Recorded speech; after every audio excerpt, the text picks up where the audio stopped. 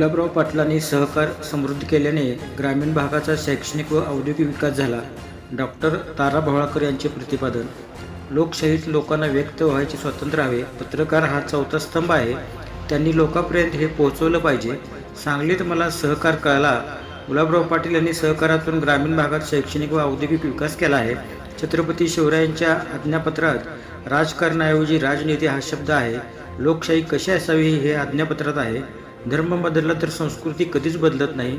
अडलेल्या लोकांना उभं करायचं काम सहकार करते. गुलाबराव पाटील यांच्या कार्याचा वारसा पृथ्वीराज नेटाने पुढे नेत आहेत, असे प्रतिपादन ज्येष्ठ साहित्यिका प्राध्यापक डॉक्टर तारा भवाळकर यांनी व्यक्त केले. सांगलीच्या भावी नाट्य मंदिरात गुलाबराव पाटील मेमोरियल ट्रस्टच्या गुलाबराव पाटील पुरस्कार प्रदान समारंभात प्रमुख पाहुणे म्हणून त्या बोलत होत्या. अध्यक्षस्थानी आमदार जयंतराव पाटील होते. प्रारंभी गुलाबराव पाटील यांच्या प्रतिमेस पुष्पहार अर्पण करून प्रतिमापूजन व दीपप्रज्वलन करून अभिवादन करण्यात आले.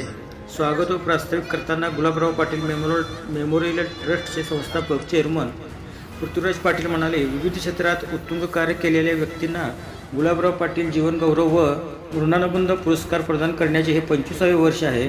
पहिला पुरस्कार भाऊसाहेब थोरात यांना प्रदान करण्यात आला होता. बाळासाहेब थोरात, प्राध्यापक डॉक्टर सदानंद मोरे, डॉक्टर लताताई देशपांडे आणि आप्पासाहेब पाटील यांनी आपापल्या क्षेत्रात उत्तुंग कार्य उभे केले आहे. दिल्ली गाजवलेल्या प्राध्यापक डॉक्टर तारा भवाळकर यांच्या हस्ते पुरस्कार देऊन त्यांचा सत्कार ही बाब सांगलीला भूषणावं आहे.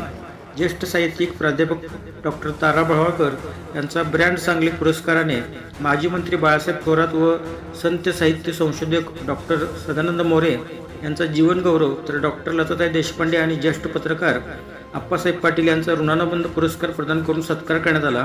जीवनगौरव पुरस्काराचे स्वरूप रोख रक्कम 25,000 रुपये, स्मृतिचिन्ह, शाल व श्रीफळ, तर ऋणानुबंध पुरस्काराचे रक्कम 15,000 रुपये, स्मृती, शाल व श्रीफळ असे होते.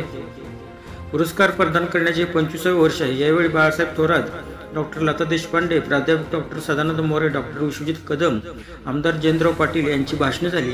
यावेळी माजी आमदार विक्रमसिंह सावंत, वीरेंद्रसिंह पाटील, संजय बजाज, माजी नगरसेवक हरदास पाटील, अभिजित भोसले, अयुब बारगार, रज्जाक नाईक, डॉक्टर संजय पाटील, ए.डी. पाटील, हुल्ल्याळकर मामा, अशोक रेळेकर, बी.ए. पाटील, आनंदराव नलावडे, जयपाल चिंचवाडे, बाळासाहेब गुरव, नेताजी पाटील, आबा, एस.बी.